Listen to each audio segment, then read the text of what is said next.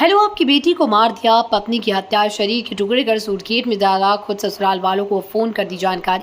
ये घटना बेहद दुखद और भयावह है। सौरभ हत्याकांड और अब बेंगलुरु में गौरी एन संबेकर की हत्या, दोनों ही मामलों में अपराधी ने बेहद क्रूरता और निर्दयता से हत्या की। इस तरह के अपराध समाज को झकझोर कर रख देते हैं और ये बताता है कि रिश्तों में हिंसा का स्तर कितना खतरनाक हो सकता है। बेंगलुरु के होलीमावू इलाके में हुई घटना में राकेश ने अपनी पत्नी गौरी की हत्या के बाद उसके शरीर के टुकड़े कर सूटकेस में डालकर फरार हो गया। इस तरह की घटनाएं मानसिक और भावनात्मक तनाव, असहमति या अन्य पारिवारिक मुद्दों के कारण हो सकती है, लेकिन इसका मतलब ये नहीं कि किसी भी समस्या का हल इस तरह की क्रूरता से किया जाए।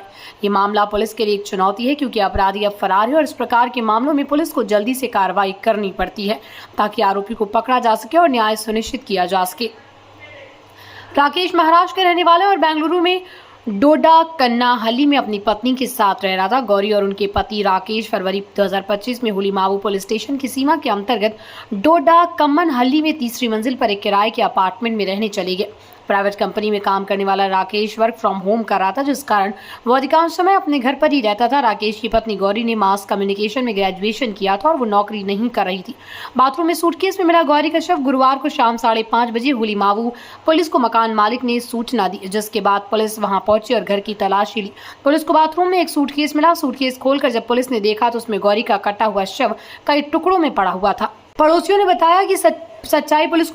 बताया कि दोनों पति पत्नी का अक्सर झगड़ा होता था। सूत्रों के अनुसार गौरी कई बार गुस्से में अपने पति राकेश पर हाथ भी उठा चुका था। राकेश गुस्से से भरा हुआ था और पत्नी गौरी से तंग आ चुका था। गुस्से में राकेश ने पत्नी की हत्या कर शव के टुकड़े। पुलिस के अनुसार दोनों के बीच एक दिन जबरदस्त झगड़ा हुआ और दोनों के बीच झगड़ा इतना बढ़ गया कि गुस्से में राकेश ने अपनी पत्नी गौरी के पेट में चाकू घोंपकर और उसकी गला रेत कर हत्या कर दी। राकेश ने इसके बाद अपनी पत्नी के शरीर के कई टुकड़े करके बड़े साइज के सूटकेस में भर दिया और उसे बाथरूम में छोड़कर फरार हो गया। ससुराल वालों को खुद फोन कर दी जानकारी। इस बात का खुलासा तब हुआ जब राकेश ने कथित तौर पर अपनी पत्नी के माता पिता को फोन किया और हत्या की बात कबूल की। पत्नी की हत्या करने के बाद राकेश पुणे भाग गया। पुणे पुलिस ने राकेश को अरेस्ट कर लिया और आगे की पूछताछ कर रही है। क्राइम रिपोर्टर हेड विवेक मिश्रा की रिपोर्ट, झारखंड दृष्टि न्यूज।